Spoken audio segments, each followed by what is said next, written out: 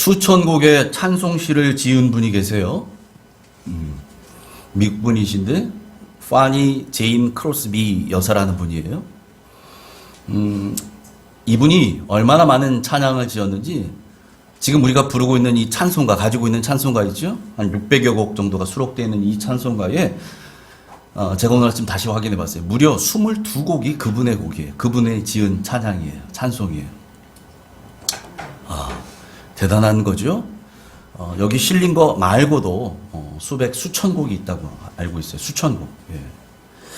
그런데 이분이 시각 장애인입니다. 예. 그래서 이 크로스비 여사에게 한 번은 기자가 물어봤어요. 만일 하나님께서 당신의 눈을 뜨게 해주시면 무엇을 보고 싶습니까? 그랬더니 이 크로스비 여사가 대답합니다. 나는 주님께서 제 눈을 뜨게 해주신다고 해도 거절할 겁니다. 왜냐면 천국에 가면 어차피 시각 장애인이 없을 테니까요. 라고 하면서 뭐라 얘기하냐면 제가 눈을 떠서 제일 먼저 보는 얼굴이 우리 주님이었으면 좋겠습니다.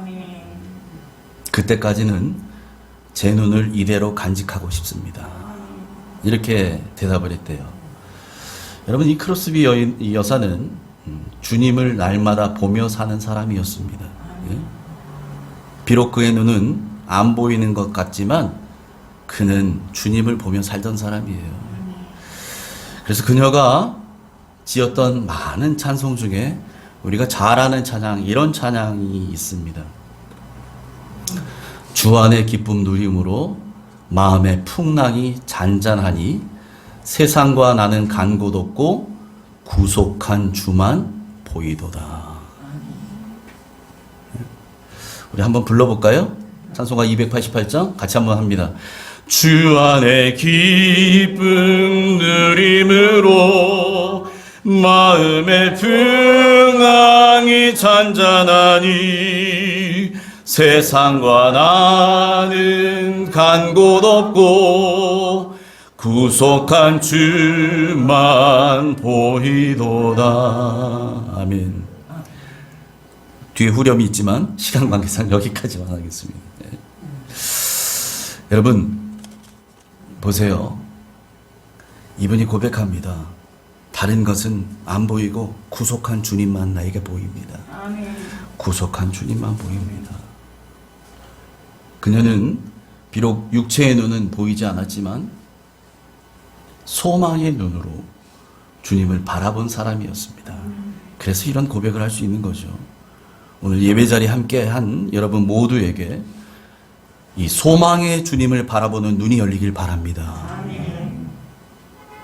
여러분 그런 면에서 우리가 계속해서 살펴보고 있는 사도 바울은 소망의 사람이었어요. 예? 예. 그가 붙잡고 살았던 그 소망, 목숨보다도 중하게 여겼던 소망, 그 소망이 어떤 것인지 오늘 본문의 말씀을 통해서 우리 함께 살펴볼 텐데 오늘 이 시간에 그 소망의 주님이 여러분과도 함께 하시기를 주님의 이름으로 축원합니다. 아멘. 자, 이제 로마로 사도 바울이 드디어 입성합니다. 로마로 들어온 이 사도 바울은 그의 신분이 뭐예요? 다른 죄수들과 동일하게 군인들이 이제 그를 호송해서 여기까지 이끌고 온 거잖아요. 예. 정확히 말하면 미결수, 예. 뭉뚱그려 말하면 죄수의 신분이지요. 예. 아직 판결을 안 받은. 그래서 그가 감옥에 갇혀 있었던 거죠. 마찬가지로 이제 로마로 들어왔을 때는 백부장 율리오는 로마 황제 직할대 소속 군인이었어요. 그 직할대 소속의 이 군인들이 이 다른 죄수들과 마찬가지로 이 바울을 로마 직할대의 시위대로 넘깁니다. 그렇게 넘겨진 죄수들은 다 함께 영내 감옥에 gat히거든요. 사도 바울도 처음엔 그렇게 갇혔어요. 그런데 얼마 되지 않아서 곧 그는 그 군대 밖에 있는 이 바깥에 이 외부 민가 허름한 셋집으로 그가 옮겨집니다. 물론 여러분 그곳이 다음 시간에 또 보겠지만 그의 신분은 아직 미결수 죄인이지만 죄수로 되어져 있지만 그곳에서 그가 가택연금, 소위 말하는 가택연금 아시지요? 예. 그런 상태로 머물게 되어 하지만 그럼에도 불구하고 그 안에서 비교적 자유롭게 활동할 수 있었습니다. 그랬기 때문에 우리 다음 시간에 보겠지만 30절에 보면 뭐라 그러냐면 많은 사람들이 그를 찾아와요. 바울을. 그리고 그에게 찾아오는 모든 사람을 사도 바울이 다 영접하고 그들에게 말씀을 가르칩니다. 그것이 가능할 수 있었던 이유가 바로 그거예요. 만일 바울이 로마 황제의 시위대에 이 영내에, 이 부대 내에 있는 감옥에 갇혀 있었다면 그게 가당키나 한 얘기겠어요? 안 되지요. 그래서 그가 바깥에 있는 거예요. 군대 바깥에. 예? 부대 바깥에. 우리 16절. 그가 어떻게 있었는지 16절 같이 읽습니다. 시작. 우리가 로마로 들어가니 바울에게는 자기를 지키는 한 군인과 함께 따로 있게 허락하더라. 아멘. 예. 이게 뒤에 다음 시간에 우리가 보겠지만 성경에는 이태 동안 새 집에 있었다. 예? 그 새를 얻은 집에 있었다. 그곳에 따로 있게 허락을 해주었다라는 거예요. 그럼 바울은 특별한 대우를 받았어요. 다른 죄수들하고는 다릅니다. 그렇기 때문에 앞서 말씀드린 것처럼 많은 사람들이 바울을 찾아올 수 있었고 만나보러 올 수 있었던 거죠. 어떻게 이런 일이 일어날 수 있었을까요? 바울이 로마 황제에게 상수해서 지금 로마로 올 때에 그에게 편지를 써준 사람이 있어요. 누구예요? 베스도 총독. 기억하시죠? 베스도 총독이 바울을 조사했던 조사 보고서를 같이 보냅니다. 그 보고서가 있어야만 그 보고서를 토대로 황제가 판결을 내리도록 되어 있거든요. 근데 그 보고서가 어떤 내용이겠어요? 긍정적인 내용이죠. 아무리 봐도 이 사람에게는 죽일 만한 죄를 찾기 어렵습니다. 그런 내용이 기록되어 있어요. 그리고 그를 인솔해 왔던 인솔 책임자 누굽니까? 백부장 율리오. 율리오가 지금 천신만고 끝에 로마까지 오는 이 모든 과정과 여정 속에 누구를 직접 봤어요? 바울이 어떤 사람인지를 봤잖아요. 그 수개월 동안. 멜리데 섬에서는 어땠는지까지 보았고 그 배 위에서는 어떻게 했는지 다 보았잖아요. 그가 자기가 눈으로 본 바울에 대해서 와서 나중에 상황 보고 드릴 때 그 보고 내용이 어떻겠어요? 당연히 긍정적인 내용이겠죠. 이 사람은 제가 보아왔던 다른 죄수들과는 다른 사람이었습니다. 이런 뭐가 되지 않겠어요? 예. 그런 내용들로 인해서 바울이 이제 그런 혜택을 보게 되는데 사실은 그 모든 것이 하나님의 은혜였습니다. 아멘. 하나님의 은혜가 있었던 거죠. 그래서 그런 일들이 바울에게 일어났던 거고요. 자, 그렇게 해서 이제 사흘 후에 바울은 로마에 살고 있는 유대인들 중에서 높은 사람들을 초청합니다. 17절부터 19절 같이 읽죠. 시작. 사흘 후에 바울이 유대인 중 높은 사람들을 청하여 그들이 모인 후에 이르되 여러분 형제들아 내가 이스라엘 백성이나 우리 조상의 관습을 배척한 일이 없는데 예루살렘에서 로마인의 손에 죄수로 내준 바 되었으니 로마인은 나를 신문하여 죽일 죄목이 없으므로 석방하려 하였으나 유대인들이 반대하기로 내가 마지 못하여 가이사에게 상소하며 내 민족을 고발하려는 것이 아니니라. 아멘. 바울은 유대인 공동체, 로마에 살고 있는 유대인 공동체 그 사람들 중에서 가장 어른들, 가장 높은 사람들, 어른들입니다. 그런 사람들, 유대인의 그룹 공동체로 치자면 뭐 장로들 같은 사람들이죠. 그들을 초대한 거예요. 그리고 그들에게 자신이 어떤 연유로 지금 로마에 오게 되었는지 그 이유를 밝힙니다. 그 내용이 뭐래요? 바울은 율법이나 이스라엘 민족의 전통을 자기가 배척한 일이 없다는 거죠. 그런데도 불구하고 예루살렘에서, 다시 말하면 유대인들이 로마인의 손에 나를 죄수로 넘겨주었다는 겁니다. 넘겨받은 로마인 총독이죠. 벨리스 총독, 베스토 총독. 그 뒤에 그들을 찾아왔던 아그리빠 왕까지.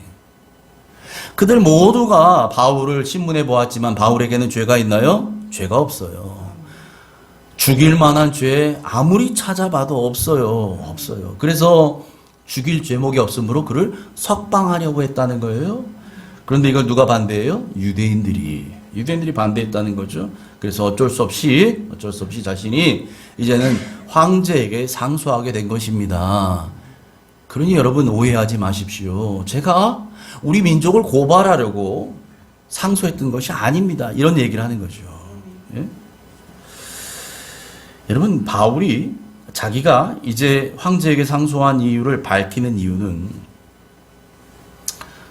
혹여라도 그 로마에 살고 있는 유대인들, 예? 그들이 가질 수 있는 이 오해의 소지를 지금 없게 하려는 거예요. 그래서 앞으로 사도 바울이 계속해서 복음을 전할 터인데 유대인들, 그 디아스포라 유대인들을 비롯해서 거기에 있는 모든 이방인들에게 이제 복음을 전할 텐데 이 복음을 전할 때 혹여라도 문제될 것들을 사전에 예방하려는 겁니다. 예. 그래서 그 유대인들 중에서도 특별히 어른들, 지도자들을 불러서 이와 같이 얘기를 하는 거죠. 그러면서 바울이 자신이 쇠사슬에 묶인 이유에 대해 설명합니다. 20절 같이 읽습니다. 시작. 이러므로 너희를 보고 함께 이야기하려고 청하였으니 이스라엘의 소망으로 말미암아 내가 이 쇠사슬에 매인 바 되었노라. 아멘. 바울이 지금 뭐라고 얘기합니까? 내가 왜 쇠사슬에 매였대요? 이스라엘의 소망으로 말미암아 매인 바 되었다는 거예요. 이스라엘의 소망. 여러분, 이스라엘의 소망이 무엇을 말합니까? 이스라엘 민족이 그렇게 기다려온, 손꼽아 기다려온, 조상 대대로 기다려온 이스라엘의 구원자를 말해요. 구원자. 그런데 바울은 그 구원자가 누구라고 말하는 거예요? 나사렛 예수 그리스도시다 라고 말하는 거죠. 여러분, 예수님은 죄로 죽어가는 세상에 세상을 구원하기 위해서 오신 소망으로 오신 분이십니다. 아멘. 여러분, 그래서 우리 주님이 이 땅에 오셔서 뭐 하셨어요? 이 땅에 오셔서 사람들에게 소망의 복음을 가르치셨어요. 아멘. 소망의 복음. 그리고 천국 소망으로 살도록 하신 겁니다. 아멘. 그리고 주님은 우리를 위해 십자가에 달려 죽으셨을 뿐만 아니라 부활의 첫 열매가 되셔서 부활의 소망이 되어 주셨습니다. 할렐루야. 그래서 주님은 우리의 구원의 소망이시며 부활의 소망이 되시고 천국의 소망이 되신 줄 믿습니다. 아멘. 바울이 바로 그 소망 되신 예수님 때문에 쇠사슬에 매였다는 거예요. 자, 그런데 여러분 여기서 잘 생각해 보시기 바랍니다.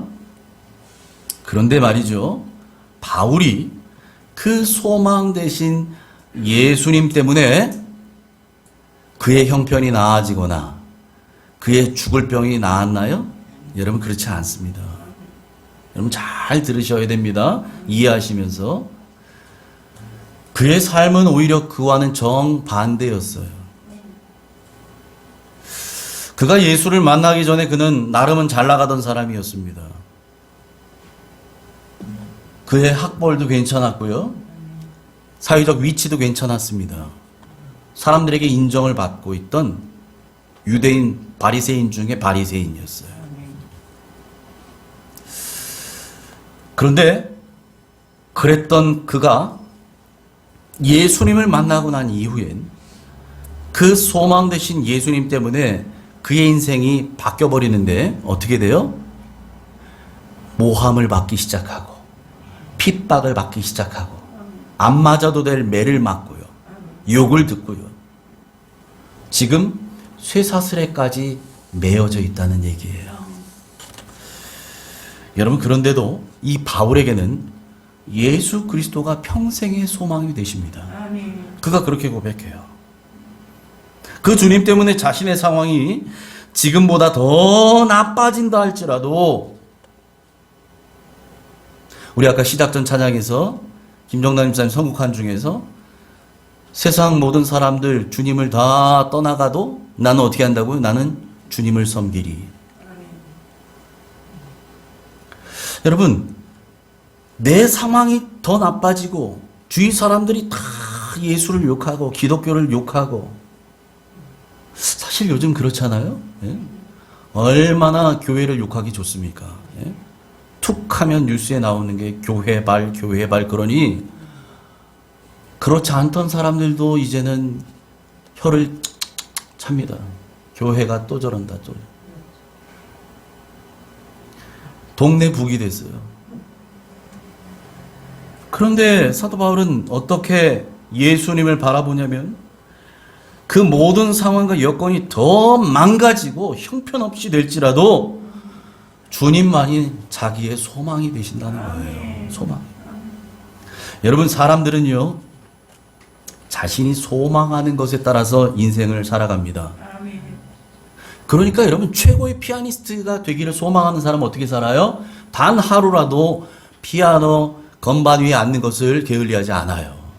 무슨 일이 있어도 연습합니다. 최고의 운동선수가 되기를 소망하는 사람은 어떻게 합니까? 단 하루라도 운동 연습을 멈추지 않습니다. 예? 그라운드를 달려야 되는 사람은 비가 오나 눈이 오나 그라운드를 달리죠. 예?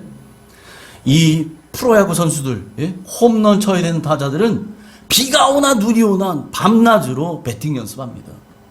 왜요? 그게 그들의 소망이니까요. 여러분, 예수 그리스도를 소망하는 사람은 하루라도 주님을 잊지 않고 살아가는 줄 믿습니다. 단 한순간이라도 주님을 잊어버리지 않고 주님을 놓치지 않고 그렇게 살아가는 여러분 되시기를 축복합니다. 아멘. 자, 유대인 지도자들은요, 이 바울에 대해서 좋지 않은 소문을 듣거나 편지를 받아본 적이 없다고 말해요. 21절, 22절에 그런 얘기가 나오죠. 예. 내가 그런 너에 대해서 안 좋은 소문을 들은 적이 없다는 거예요. 그래서 바울이 말하고 있는, 전하고 있는 그 사상에 대해서 들어보기를 원했다는 겁니다. 물론 22절에 보면 바울이 어떤 얘기 하냐면, 이제 그가 전하는 그 복음이라고 하는 것, 그 바울의 사상, 바울이 믿는 그것이 전파되는 곳마다 여러 곳에서 유대교와 그가 전하는 복음이 충돌하고 있다는 사실을 그가 알고 있었어요. 유대인 지도자들은 이미 알고 있었어요.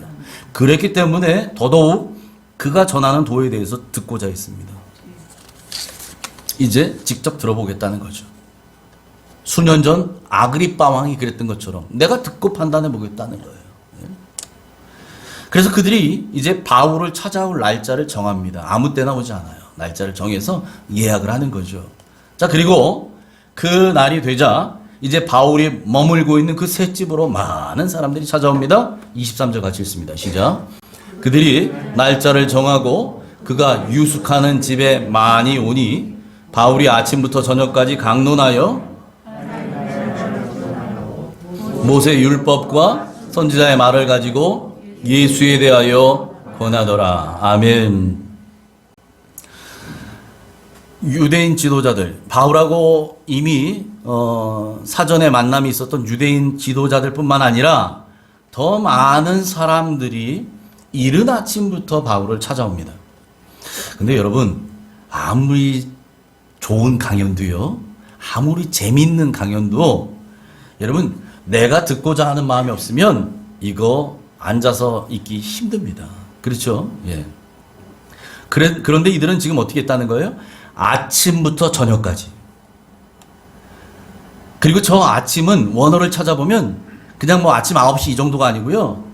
요즘 우리 새벽 기도 나와서 조금 앉아있으면 동이 트잖아요. 그죠? 예. 그런 이른 시간을 말합니다. 그런 이른 시간부터 시작해서 저녁까지예요. 이 사람들은 앉아서 말씀을 들었다는 거예요. 어떻게 이런 일이 일어날 수 있어요?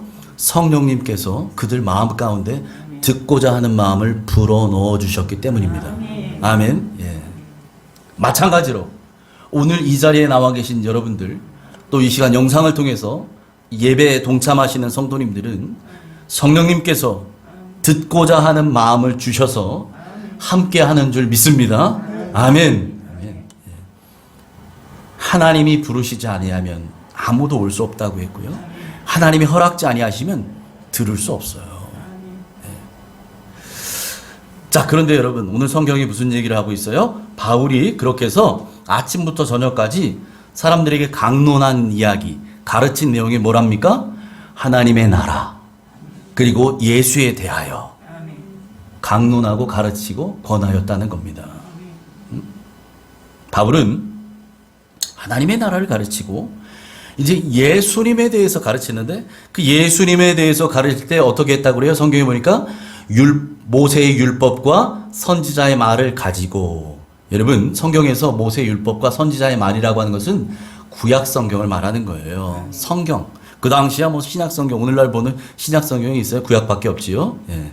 이 구약 성경, 성경에 언급되어 있는, 성경에 기록되어 있는 말씀을 통해서 예수님이 우리가 기다려온 메시아라는 사실, 예수님이 모든 예언의 말씀을 성취하신 하나님의 아들이라는 사실, 그리고 그 예수님이 하나님 보좌 우편에 앉아 계시다가 이제 심판하러 이 땅 가운데 다시 오실 그리스도라는 사실을 그가 증언했다는 사실입니다. 아멘. 예, 그것을 가르쳤다는 거예요. 여러분, 그런데 이른 아침부터 밤 늦은 시간까지 앉아서 말씀을 듣는 사람도 힘들지만, 여러분, 가르치는 사람은 어떨까요? 더 힘들죠. 예? 더 힘들죠. 예?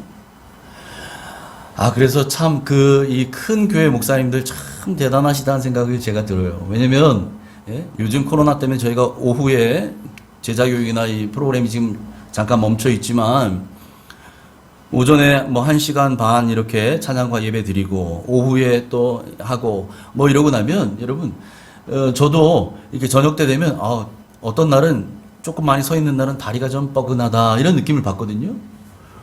근데 뭐 예배가 1부, 2부, 3부, 4부, 5부, 어떤 경우는 6부, 7부까지 있더라고요.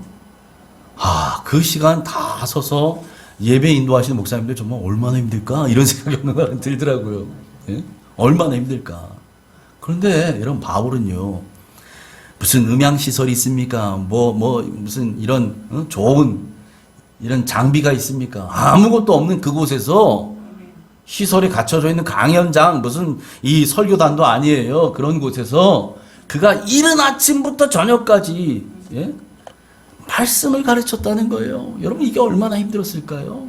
더군다나 지금 이 시점에 바울은 노년의 나이였어요. 나이가 많다고요. 그러니 체력적으로도 더 힘들지 않겠습니까? 그런데 어디서 그런 힘이 나와서 바울이 이런 사명을 감당할 수 있었을까요? 여러분, 그것은 영혼을 사랑하시는 주님의 마음이 이 바울의 마음 가운데 부어졌기 때문입니다. 네? 여러분, 바울이 로마에 온 진짜 목적이 뭐예요? 로마 황제에게 상소하는 이유가 나는 무죄입니다, 이거 증명하려고요? 아니요. 이것 때문에 왔어요. 이것 때문에. 바로 그 로마 제국의 한복판에다가 복음의 깃발을 꽂기 위해서 가장 확실한 방법을 선택해서 성령께서 바울을 로마로 보내신 거예요.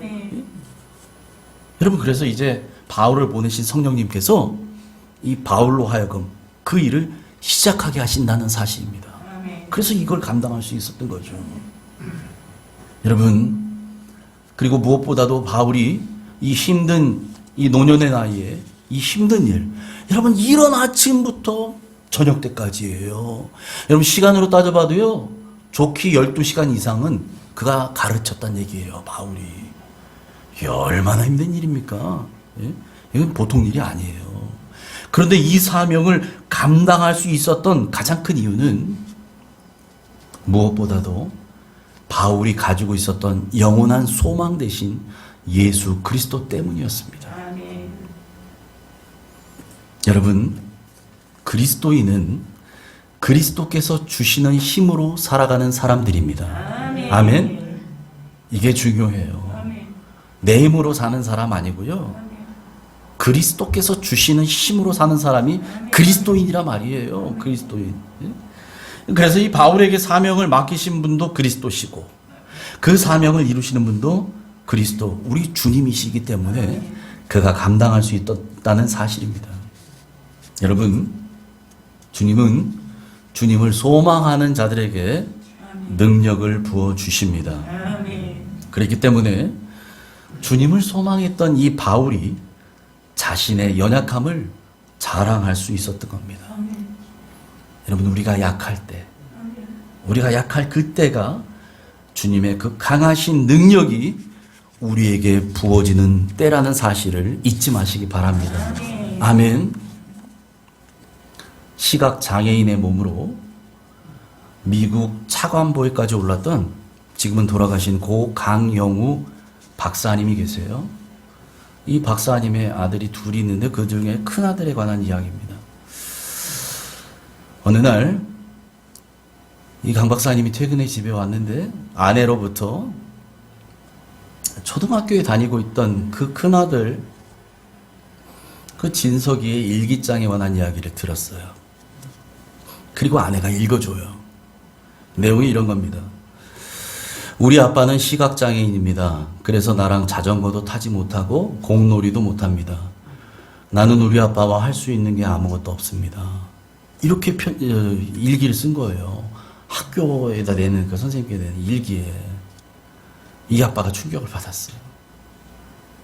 그래서 늦은 밤 책 한 권을 꺼내들고 아들 방 침대로 갑니다. 누워있는 아들 침대 곁으로 가요.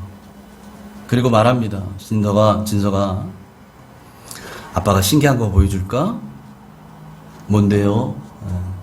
아빠는 깜깜해도 책을 읽을 수 있단다.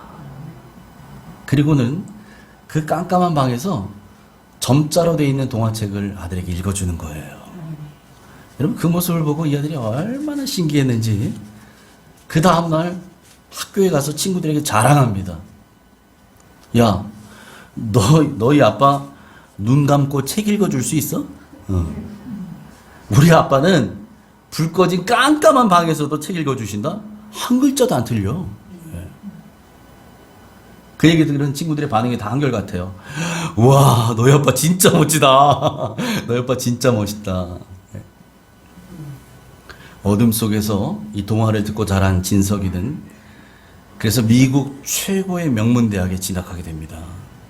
그리고 이 아이가 대학 진학할 때 써내야 되는 에세이, 그 시험에서 통과하게 되는데 그 에세이 제목이 이것이었어요. 어둠 속에서 들려주는 동화 이야기. 그리고 훗날 이 진석이는 자기 아빠처럼 앞을 못 보는 그런 사람들의 눈을 뜨게 만들어주는, 치료해주는 안과 의사가 됩니다.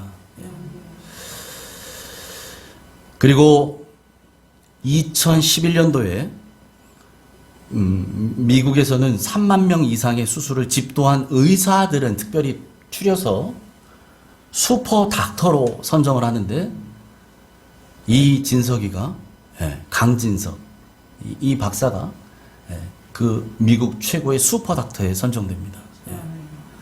엄청나게 많은 수술을 했다는 거죠. 이 아이가 의사가 돼서. 여러분, 어둠 속에서 들려주는 동화 이야기, 여러분, 이 이야기는 시각장애인이 눈 떴다고 하는 무슨 기적의 이야기가 아니에요. 그런데 그런 이야기보다 우리의 가슴을 더 크게 울려주는 이야기입니다. 그야말로 보물 같은 이야기, 보석 같은 이야기죠. 여러분, 우리는 연약한 존재입니다. 그런데 우리의 연약함을 아시고 우리의 그 약함을 채우라신 그리스도께서 우리의 연약함을 채워주시는 그 주님을 소망하는 그런 사람들의 보석 같은 이야기가 바로 이 어둠 속에서 들려주는 동화 이야기인 줄 믿습니다. 여러분, 우리는 할 수 없을지 몰라도 주님은 다 하실 수 있습니다. 그러므로 여러분, 내 힘으로 살려고 하지 마시고 주님께서 주시는 힘으로 사시기 바랍니다. 귀인들을 의지하려고 하지 마시고 도울 힘이 없는 인생도 의지하지 마시기 바랍니다. 할렐루야. 시편 146편 5절 같이 읽습니다. 시작. 야곱의 하나님을 자기의 도움으로 삼으며 여호와 자기 하나님에게 자기의 소망을 두는 자는 복이 있도다. 아멘. 아멘. 사람 의지하지 마시고, 도울 힘없는 인생 의지하지 마시고, 그 코에 호흡을 걷어가시면 흙으로 한 덤이 재로 변하는 인생 의지하지 마시고, 야곱의 하나님을 여러분의 도움으로 삼기 바랍니다.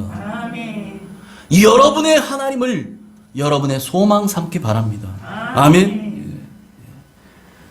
하나님의 도우심만을 구하십시오. 하나님의 도우심만.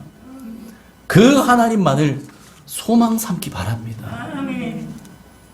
주님만이 우리의 소망이 되십니다. 주님만이 우리 삶의 분명한 이유가 되십니다. 구원의 소망이시고 부활의 소망이 되시며 천국의 소망이 되신 그 주님만 사랑하시고 주님만을 위해 살아가는 저와 여러분 모든 옥종의 가족 되시기를 주님의 이름으로 축원합니다. 아멘. 기도하겠습니다. 하나님 아버지, 말도 못한 어려움과 환난을 겪은 사도 바울이었지만 그럼에도 불구하고 그의 분명한 소망은 오직 예수 그리스도셨습니다. 그리고 그 소망이 빛빛보다 더 선명하기에 어떠한 상황과 처지에도 그는 주님을 붙들고 그 소망의 복음을 외쳤던 사람인 것을 기억합니다.